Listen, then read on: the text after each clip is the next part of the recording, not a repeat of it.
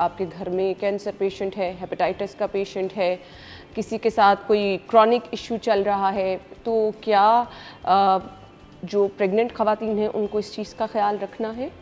बहुत ज़्यादा रखना है।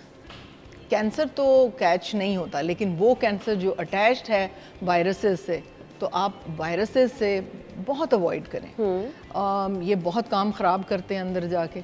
तो जो इनिशियल प्रेगनेंसी है उसके अंदर जिससे हम सबसे ज़्यादा खौफज़दा हैं वो कुछ वायरसेस हैं जो बच्चे को इनिशियल फर्स्ट ट्राइमेस्टर में उसके ब्रेन और हार्ट को अफेक्ट करते हैं।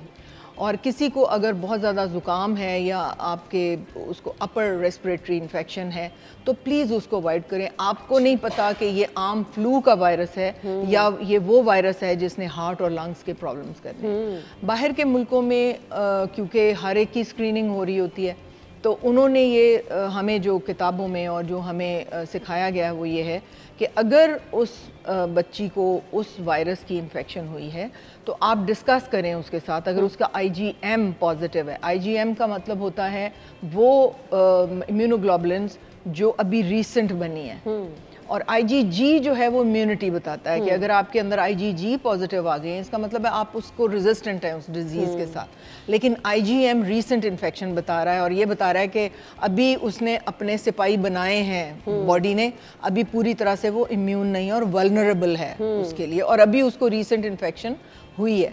तो ये अगर रीसेंट इन्फेक्शन है, इम्यूनिटी नहीं है सर्टन वायरसेस, तो फिर पेशेंट से डिस्कस किया जाता है कि ये मोर देन 70% ऑफ, वरना तो बहुत कम होता है ना परसेंटेज, लेकिन certain viruses can give rise to, तो फिर हम उनकी रुबेला की और ये सारी वो करवाते हैं और उनसे डिस्कस करते हैं कि जी ये आपका बच्चा इतना परसेंटेज है आपके ब्रेन और हार्ट।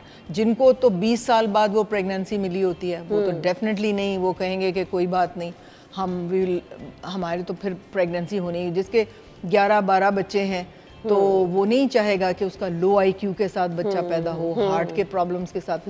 वो इस तरह की इन्फेक्शन ब्रेन में करते हैं कि आपके बच्चे ने अगर क्लास में फर्स्ट आना है तो वो शायद पास भी नहीं हो सकेगा। फिजिकली देखने में शायद वो बिल्कुल ठीक लगेगा, लेकिन उसकी वो जो कॉग्निटिव सारी परफॉर्मेंस है वो डिक्रीज हो जाएगी। तो इसलिए अपने आप को वायरसेस से, ट्रैवल से, जहाँ बहुत पब्लिक प्लेसेस होते हैं, इनिशियली भी आप अपने आप को अवॉइड करें।